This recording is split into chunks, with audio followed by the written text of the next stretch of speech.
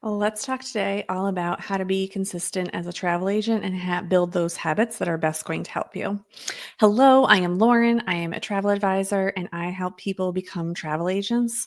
When I first became a travel agent, it was not good and I did all the wrong things.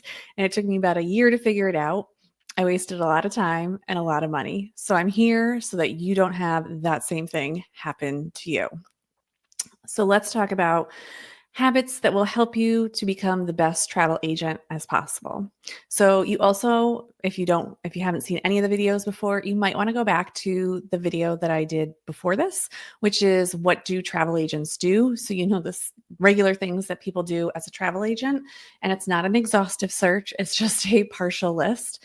But habits of a good travel agent are really consistency.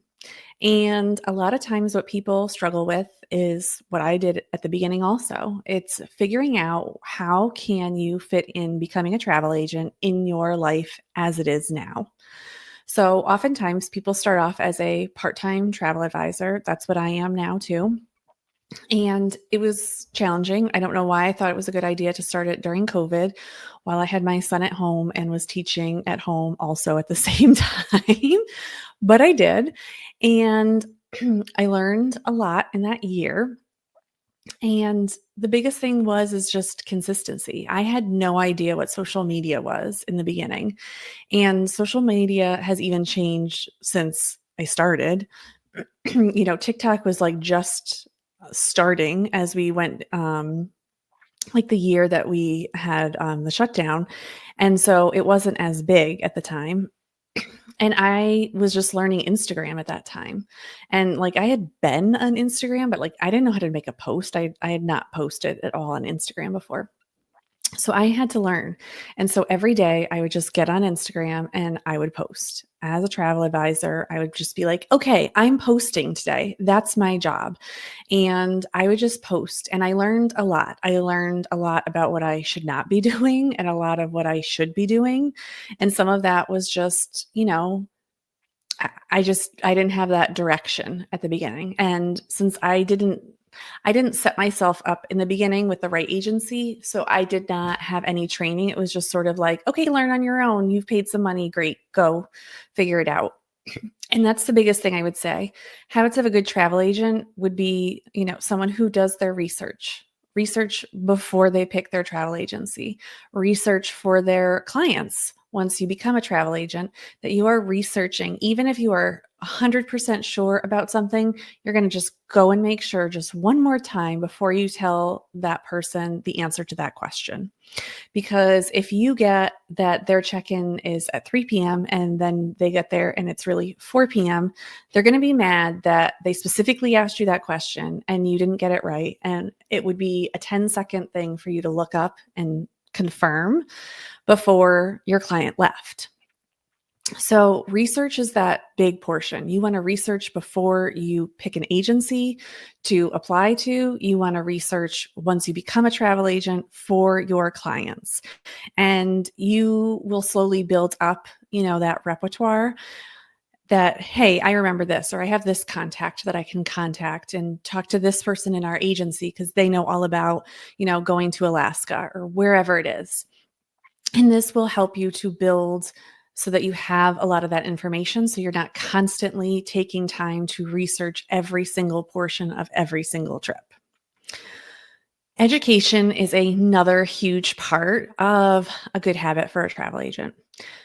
First of all, you should have a training program set up for you through the agency that you're going to. That's teaching you all the ins and outs, all the systems that the agency is using. If they're not setting you up for success. So the habits of that agency are not going to match what you want to do. So if you are looking to make this, even if you just want to make it a part-time career, you want to make sure that you have that and you have that help from the agency. If they just take your money and say, okay, yep, you can book whatever you want, peace out, then that's not helpful. Okay. There should be training and mentorship. And if you're not getting that, then you're not going to get the education that you need, because all you're going to be doing is supplier training. And that's helpful, but not as helpful as if you have a foundation on what it is that you should be looking for. So, when I talk about education, you do want to continue to work on those products. So, if you want to sell something like Royal Caribbean, they have a very extensive course that you will take once you become a travel agent, and you will learn everything about Royal Caribbean and how to sell Royal Caribbean the best. However, if you are looking to, expand or maybe become a group specialist, you don't necessarily need to take that Royal Caribbean training, or once you have that training, you might go into another training that's all about groups, how to manage for groups, how to find groups, how to market to those groups, and how to focus on those groups so that you can sell to groups and sell that space on Royal Caribbean. But you're not going to be able to do that all in the first month when you first start off. So it's a constant continuation, and you're constantly looking for how can I improve. So I knew when I started, I just did all the supplier trainings because that was the only thing I had to do. And there weren't a lot of people coming in talking to me wanting to take trips. So I would spend my time on doing something more focused on any supplier training I could. Well, then I had done all the supplier training I wanted to do. And I was like, okay, is there a destination I can focus on? So I became an Alaskan destination specialist. And that training was a little more intense than all the other trainings, but it was really awesome. And it really has given me a knowledge. And then now people can ask me about things in Alaska, and I just know everything. I don't want to say I know everything, but the questions that people commonly ask, I know all those answers now, which I didn't even think about before when I was just learning about the suppliers, because different suppliers have different training.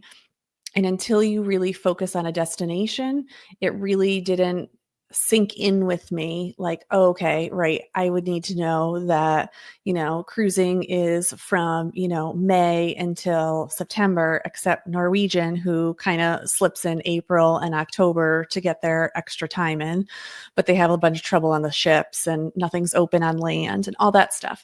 So, like, there's just some information that I know when people ask me questions. I just have that information ready, and it's much easier when I go to book someone now because I have all that information in my head and I can use it to make quick decisions. So that helps a lot too. The other thing that I will say, some other habits that are really important, is how detailed you are. You want to make sure that not only are you detailed, but you're accurate. So if someone says, oh, we want to go on a cruise in Europe, and we want to leave from Italy. You want to make sure that this person understands that the common towns that are, or cities that are in Italy, are not typically the towns that you will be leaving from a cruise ship. So that means the day of their cruise, if they're staying in, let's say, Rome, the cruise ship is not leaving from Rome. They're going to be leaving from a city maybe 2 hours away from Rome. And how is your client going to get from Rome to this location? And shouldn't they be flying in a day ahead of time? Because what happens if that flight gets delayed or anything? That means that they're not making their cruise. And what about insurance? Have they ever thought about purchasing insurance? And how's that all going to work? And what about after the cruise? Where does it end? Is it now ending in Portugal? And now they have to figure out how to fly home from Portugal? So you need to have all those details ready for your clients, and you need to anticipate that these are the questions that they're going to ask. And you can't just say, oh, you should fly into Rome, and then you'll pick up the cruise, and then at the end you just fly home from Portugal. That's not helping your clients. You need to be detailed that it's going to be a 2-hour bus ride from Rome to get to the cruise port. They have to fly in at least a day ahead of time.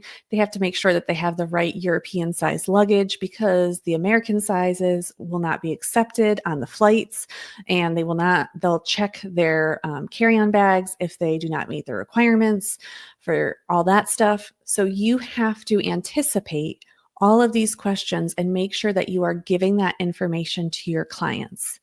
So, anytime that you are starting something new, you want to make sure that you're talking to your clients and making sure they're asking all the right questions so you can give the answers for that. And I've done another video on here about like where to go if you don't know the answer. So, you could check out that too. That might help you. Um, and then you want habit of a travel agent is that you are constantly networking. You're networking within your small group of your friends. You're, networking in your neighborhood. You're networking in your business. You're networking any way that you can. So whatever is the most comfortable for you. So more people can know what you're doing and what you're doing, so you can best serve as many people as possible. That's always your goal. Okay. And you want to make sure that you are focusing on what it is that you want to do. If you don't want to, something that I learned after many years was that I don't want to sell Disney World anymore. When I first started, that was the only thing I ever sold. Now I don't want to sell it at all. It's too frustrating for me. It's too frustrating for my clients. It's just something that does not interest me as much anymore. I like to go, but I don't want to sell that location. So oftentimes I have requirements now that if people want to go to Disney World, then they have to, meet a number requirement, a budget requirement for me, or they have to, have a VIP tour, because I am not going to teach them every step how to use all the technology when you could just pay for someone to take you around and do everything you want in about 3 to 4 days and you'll be fine. Um, and yes, there are people out there who are just like that. So I definitely know who my audience is, and I know how to best get to them so that we're getting the trips that they want, and I'm selling the trips that I want. I'm not advertising Disney, so no one comes to me really anymore for Disney unless they're a past client that wants more Disney World. Then I'll do it for them. But you need to have that focus and understand that every human being that comes to you is not your ideal client, and you do not need to take every single person. So you have to get in that habit of saying no. Sometimes the hardest words for us to say are no, but that's one of the things you have to start to learn to do, is just say no. And we all have those friends that they're friends of ours, or maybe forced friends because our kids are friends. You don't have to be that person's travel agent. You could just say, "Oh, right now, I'm just too busy. I can't take another client. So no, you can ask someone else." And maybe you refer them to someone else in your agency or to someone else. But you really need that habit of being able to say no. Otherwise, you're going to be very unhappy in this job. And all you're ever going to want to say is, "I hate this job. I don't want to do it anymore." And it's really because you're not saying no to the people you don't want to work for. So, one of the greatest parts about this job is that you do not have to work with anyone specific if you don't want to. It's all on you to decide what you want to do. So, if you are thinking about becoming a travel agent and you want to start off correctly, not like I did, but learn from me, I do have a course. It is below here if you want to look at it. It talks about how to become a travel agent, and then it gives you some extra bonuses about if you want to specialize in Disney World, if you are thinking about charging a fee, and why people do it. And then also, if you are a current travel agent, I do have a video on the steps you need to take to change agencies smoothly. Again, not something I necessarily did, but I've helped a lot of other agents do it. So you can definitely do that. Now, I will say with the course, it's not available all the time. So if it's there and the link's not working, it's because it's not being offered right now. Sometimes I only offer it to so many people so many times of the year, and that's it. So if you have questions, let me know below. And otherwise, I will see you